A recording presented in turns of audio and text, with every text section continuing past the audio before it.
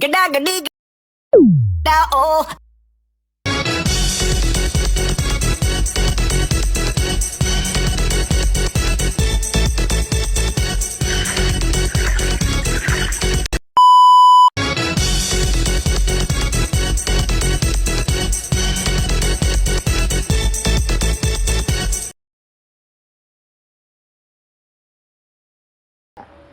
Saya Mikael Evan Romanalu dengan NIM 2411074 Prodi Manajemen Bisnis.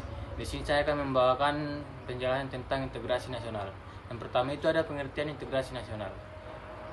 Integrasi nasional adalah proses menyatukan berbagai kelompok sosial, budaya, ekonomi dalam satu negara sehingga tercipta kesatuan yang harmonis dan berkelanjutan.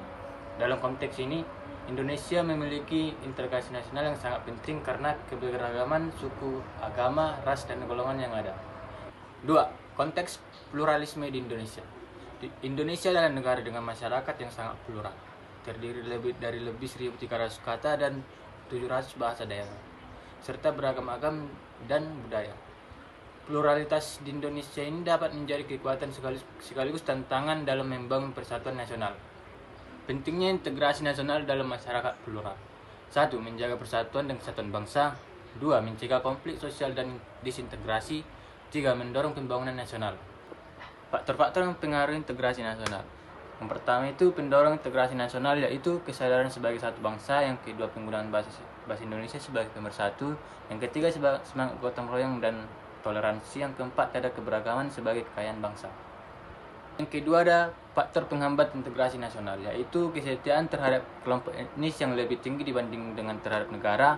Yang kedua adalah ketimpangan ekonomi dan sosial. Yang ketiga ada kurangnya toleransi dan antar kelompok. Yang keempat ada provokasi dari pihak eksternal ataupun politik. Selanjutnya ada strategi mewujudkan integrasi nasional. Yang pertama itu adalah penguatan ideologi Pancasila dan nasionalisme dengan cara Pancasila sebagai dasar negara harus menjadi pedoman dalam kehidupan berbangsa dan bernegara. Yang kedua itu meningkatkan rasa toleransi dan saling menghormati dengan cara memahami dan menghargai keberagaman budaya Indonesia. Dan yang ketiga adalah pemerhatan pembangunan dalam keadaan sosial. 4.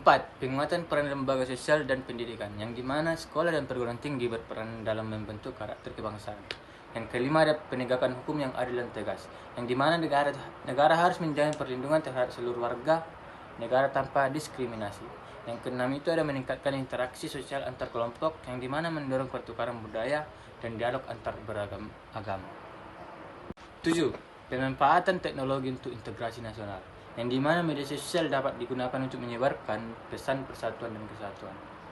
Yang kedelapan, meningkatkan diplomasi budaya, yang dimana mempromosikan kebudayaan Indonesia ke kancah internasional untuk membangun kebanggaan nasional. Selanjutnya, keberhasilan dan tantangan dalam integrasi nasional di Indonesia. Salah satunya adalah keberhasilan integrasi nasional seperti Sumpah Pemuda tahun 1928. Yang kedua, penggunaan bahasa Indonesia sebagai bahasa persatuan. Yang ketiga adalah konsep Bhinneka Tunggal Ika. Integrasi nasional di era digital seperti meningkatnya polarisasi politik, penyebaran hoaks dan ujaran kebencian, dan ancaman radikalisme dan ekstremisme.